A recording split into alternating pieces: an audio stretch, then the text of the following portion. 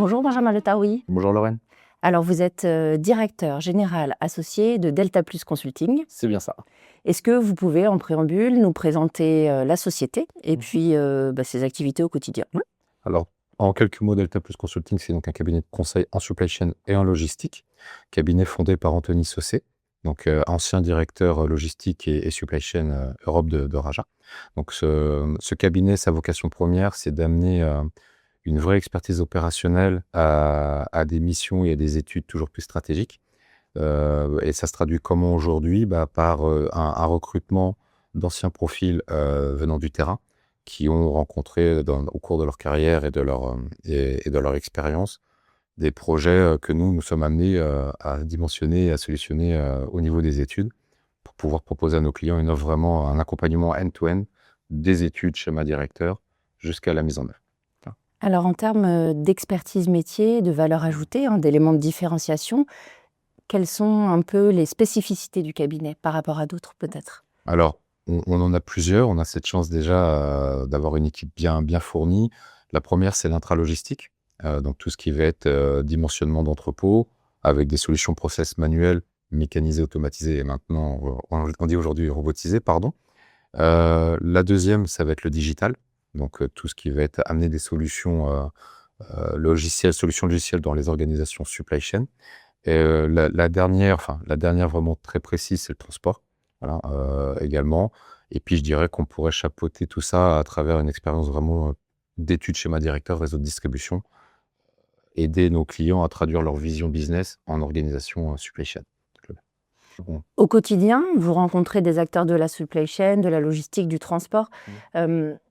Qu'est-ce qui, selon vous, aujourd'hui, si on devait faire un état des lieux, les challenges, les intéresse ou les inquiète? Ce qui les intéresse, il y a pas mal de solutions qui arrivent sur le marché. On pense notamment, il y a toujours l'intralogistique qui continue à se développer avec des solutions physiques, robotisation, mécanisation. Au côté digital, il y a l'IA qui amène encore plus de réactivité, d'agilité dans la prise de décision. Mais ça ne fait pas tout, il faut que ça soit conçu comme un modèle global et pas juste pensé en silo. Ce qui les inquiète aussi, les acteurs de la logistique, bon, avec le contexte économique que tout le monde connaît, c'est comment faire face, quelle est la vision. Quand j'ai commencé dans le conseil il y a une quinzaine d'années maintenant, on savait dire à peu près à 5-10 ans. Aujourd'hui, difficile de se projeter à 2-3 ans. Donc c'est comment concevoir, voilà, nous dans nos études, ce qu'on nous demande beaucoup, c'est de concevoir le modèle à 2-3 ans, voir ce qui va se passer déjà. On aura déjà résolu une grosse partie du sujet. Et après, sur les années d'après, quels sont les scénarios, essayer de border tous les cas de figure potentiels pour pouvoir être réactif étape par étape, quoi. Il y a de plus en plus de phasage qu'on nous demande dans nos études. Justement, vous, en termes de réponse, comment vous construisez la réponse à apporter, puis qui peut être multiple finalement? Comment est-ce que vous les accompagnez face à tout ça? Alors la première des réponses, c'est qu'on essaie d'amener un peu de pragmatisme. Clairement, c'est une réponse un peu bateau, mais en ce moment, ça fait complètement sens. C'est-à-dire, on aide les clients déjà à poser les choses sur la table. Quelle est leur activité? Où est-ce qu'ils en sont aujourd'hui? Ensuite, on voit avec eux, on cadre quelle est leur vision, quelles sont leurs contraintes, quels sont leurs critères de conception majeurs pour concevoir et répondre aux enjeux futurs.